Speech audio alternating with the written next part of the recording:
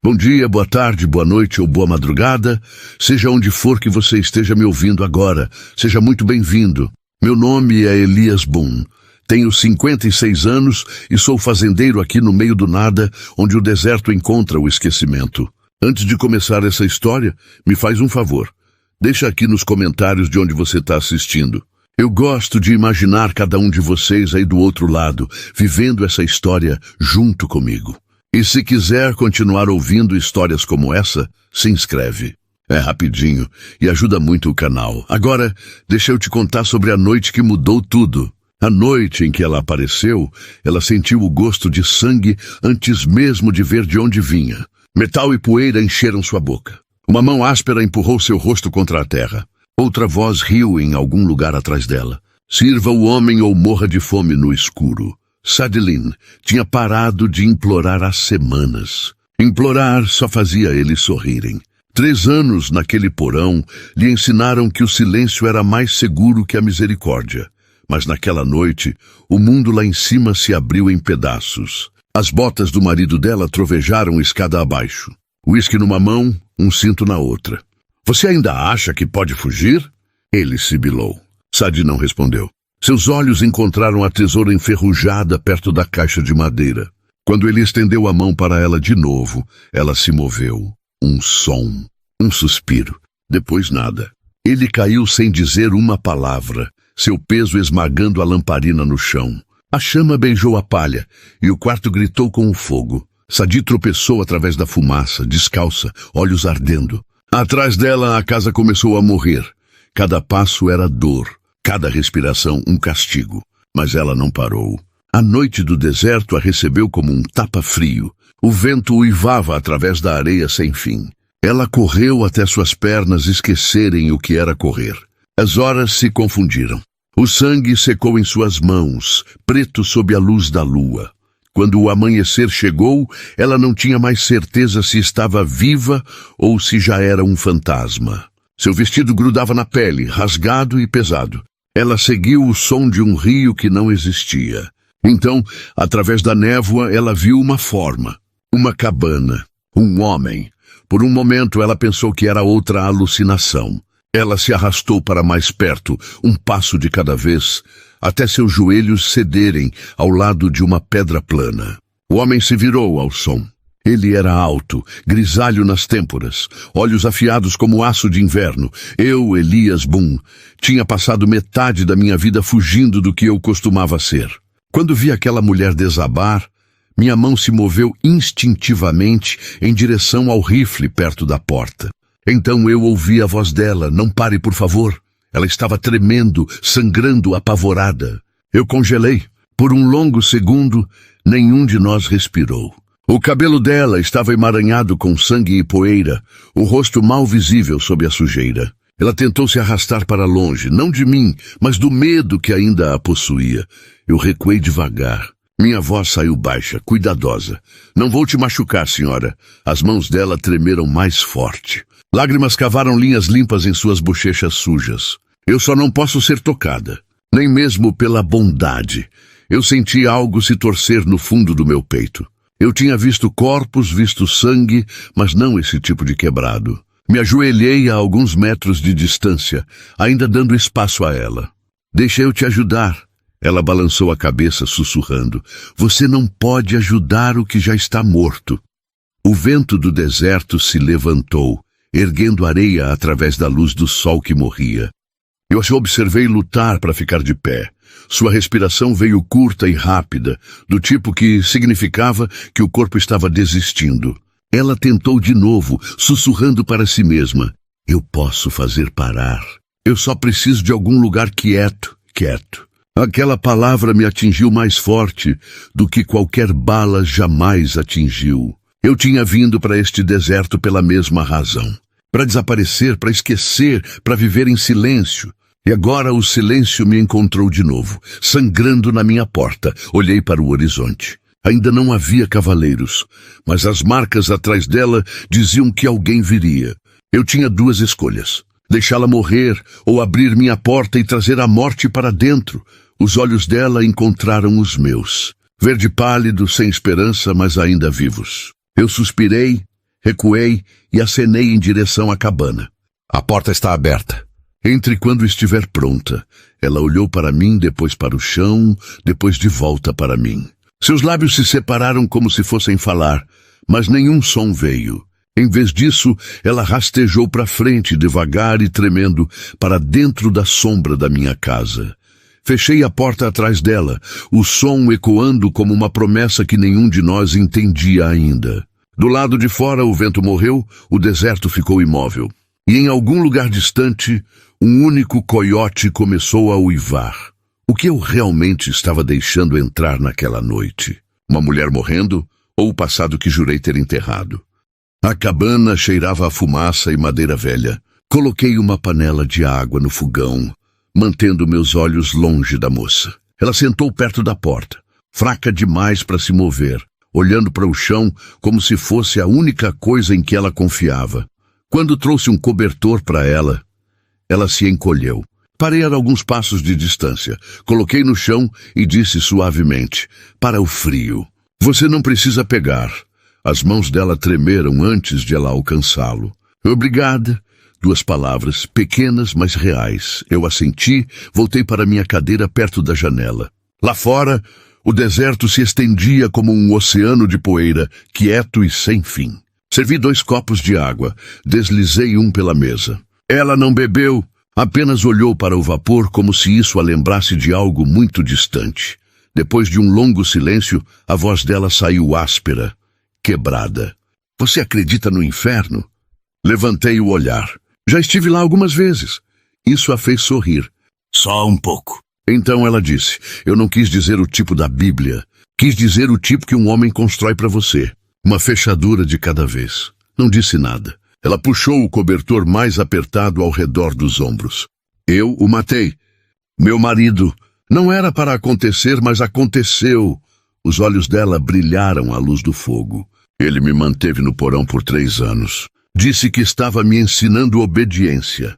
Toda noite ele me fazia esquecer quem eu era. Ela fez uma pausa tremendo. Parei de implorar depois do 1º ano. Implorar o fazia rir. Eu rezava em vez disso. Mas Deus parou de responder também. Olhei para o fogo. Não disse a ela que estava tudo bem. Não disse que ela estava perdoada. Apenas deixei ela falar. Quando ele ficou bêbado naquela última noite, ele me disse que eu nem valia mais a pena bater. Eu me lembro de ver aquele par velho de tesouras. Não me lembro de muito depois disso. Apenas fogo e o som de nada. Ela tomou um fôlego lento. Como se a própria história fosse veneno deixando seu corpo. Acho que não sou bem-vinda em lugar nenhum agora. Me levantei, fui até a prateleira, peguei uma lata de uísque. Despejei uma pequena medida no copo dela. Bebê, vai ajudar com o tremor. Ela hesitou, depois bebeu. A queimação na garganta a fez tossir, mas ela não parou. Finalmente falei, você fez o que tinha que fazer. Isso não te faz má.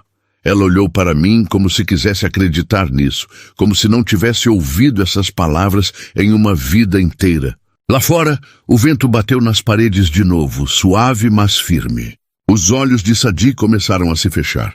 Ela lutou contra isso, sussurrando. Se eles me encontrarem, vão me matar. Encontrei o olhar dela, calmo, mas afiado. Então é melhor garantirmos que eles não te encontrem. Os lábios dela se separaram, o medo piscando de novo. Quer dizer que eles já estão perto? Não respondi. Apenas olhei pela janela, mandíbula apertada, olhos se estreitando na escuridão. Porque lá fora, algo se moveu. A noite ficou mais fria, mais pesada. Eu não tinha me movido da janela. A lamparina queimava baixa, pintando linhas através do meu rosto, profundas e gastas. Eu podia ver agora poeira subindo no horizonte. 3 cavaleiros se movendo devagar, firmes. Não o tipo que passava, o tipo que vinha procurando. Virei para Sadi. Ela estava meio adormecida, o cobertor puxado até o queixo, o rosto calmo pela primeira vez desde que ela chegou. Pensei em acordá-la, depois não acordei. Em vez disso, verifiquei meu rifle. O som do metal deslizando de volta foi suave, mas final. O tipo de som que dizia que uma linha acabava de ser traçada. Minutos depois, cascos bateram na terra do lado de fora da cabana. Uma voz áspera gritou. Boom! Sabemos que ela está aí dentro. Você a entrega e seguiremos nosso caminho. Abri a porta devagar, uma mão descansando fácil no meu cinto. Os homens lá fora pareciam todo tipo de problema com que eu costumava andar. 3 cavalos, 3 armas, 3 olhos mortos. Falei calmo. Vocês cavalgaram um longo caminho por uma mentira. O da frente sorriu. A palavra é que a moça matou o marido. Estamos apenas fazendo o trabalho da lei. Inclinei a cabeça. Já vi o trabalho da lei. Não me pareceu muito com justiça. O sorriso do homem desapareceu. Você está escondendo ela, Boom. Dei de ombros. Talvez eu esteja apenas cansado de homens que acham que são donos de outras pessoas. O homem cuspiu. Então você está no nosso caminho. Minha voz caiu baixa como o trovão antes da tempestade. Estive no caminho a vida toda. Ninguém viu quem sacou primeiro. 3 tiros racharam através do silêncio. Quando a fumaça se dissipou, apenas o vento continuava se movendo. Eu estava lá parado, ainda de pedra, meus olhos duros, meu peito subindo devagar. Virei de volta para a cabana. Sadi estava na porta, olhos arregalados, mãos tremendo. Você os matou, assenti. Acho que velhos hábitos morrem mais devagar do que eu pensava. Lágrimas encheram os olhos dela, mas não de medo. Ela caminhou para mais perto. Parou a alguns metros de distância. Eles teriam me levado de volta. Olhei para o horizonte de novo. Ninguém está te levando para lugar nenhum agora. As palavras ficaram pesadas, mas gentis. Ela engoliu em seco. Por que você está me ajudando? Encontrei o olhar dela.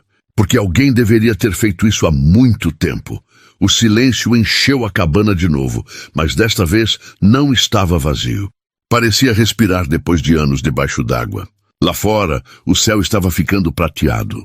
E manhã estava chegando e, pela primeira vez em anos, Elias Boone não sentia vontade de fugir. Servi 2 xícaras de café.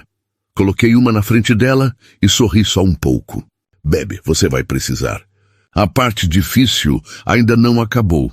Se você ficou aqui até agora, obrigado por ficar com a história. Vai lá, pega uma xícara de chá ou café e me diz que horas são aí onde você está e de onde você está me ouvindo. E se você quer ouvir o que acontece depois, nesse rancho tranquilo, aperta esse botão de inscrever, parceiro. Você não vai querer perder o que vem por aí. O sol subiu devagar naquela manhã. Fiquei na porta olhando para os 3 montes frescos de terra atrás da minha cabana. Eu já tinha enterrado homens antes, mas não assim. Não com uma oração no peito, não com alguém observando da janela. Sadi estava sentada lá dentro, enrolada no meu casaco velho, as mãos ao redor de uma xícara de café fumegante. Ela parecia menor à luz, mas os olhos dela eram diferentes agora. Não eram mais selvagens, apenas cansados. Quando entrei, ela disse baixinho, você não precisava fazer isso. Coloquei meu chapéu na mesa, poeira subindo dele. Talvez não, mas eu quis. Ela olhou para mim como se não pudesse acreditar que alguém diria isso por ela. Você nem me conhece. Dei um pequeno sorriso. Não preciso. Eu sei como é ser caçado pelos próprios fantasmas. Os lábios dela tremeram. Você já parou de fugir? Despejei mais café na xícara dela. Só hoje. Ficamos em silêncio por um tempo. O tipo de silêncio que parecia paz, não medo. Tirei algo do meu bolso. Uma pequena cruz esculpida em cedro velho. Pendurei de volta na parede, bem acima do suporte do rifle. Então coloquei minha Colt Peacemaker embaixo dela, mão firme. Sadi me observou. Aquela arma me salvou. Assenti. Talvez, mas algumas coisas não são feitas para serem seguradas para sempre. Ela olhou para as próprias mãos. Não tenho muito para dar de volta. Inclinei a cabeça. Então dei o que sobrou. Naquela tarde, quando o sol mergulhou vermelho através do deserto, Sadi caminhou até a beira da varanda. Ela segurava algo na mão. Um pequeno feixe de lavanda seca que ela tinha encontrado no meu armário. Ela amarrou com um barbante fino e pendurou perto da minha cama. Para quê? Perguntei meio sorrindo. Para o perdão, ela sussurrou. Para nós dois? Não respondi. Não precisava. O cheiro de lavanda encheu a pequena cabana, suave e limpo, como um novo começo fingindo ser comum. Lá fora, coiotes chamaram em algum lugar distante. Dentro, nenhum de nós se moveu, e pela primeira vez, o silêncio pareceu uma escolha. Mas quando a noite caiu, olhei para o horizonte de novo, e o que vi ali mudaria tudo. Não, espera, não havia nada lá, nenhum cavaleiro, nenhuma poeira. Apenas o deserto, finalmente em paz. A manhã chegou devagar e gentil. O cheiro de café encheu a cabana. Sentei perto da janela, observando a luz rastejar pelas tábuas do chão. Sadi cantarolava uma melodia quieta enquanto assava pão no pequeno fogão. Pela primeira vez em anos, a cabana soava viva. Não era risada ainda não, mas era algo próximo. Olhei para o rifle pendurado sob a cruz de madeira, bem onde eu deixei. E ao lado dele, a lavanda que ela tinha pendurado dias atrás, ainda exalando aquele aroma suave e limpo de paz. Nunca falamos sobre o fogo, mas às vezes, quando o vento soprava do sul, eu ainda podia sentir o cheiro de fumaça.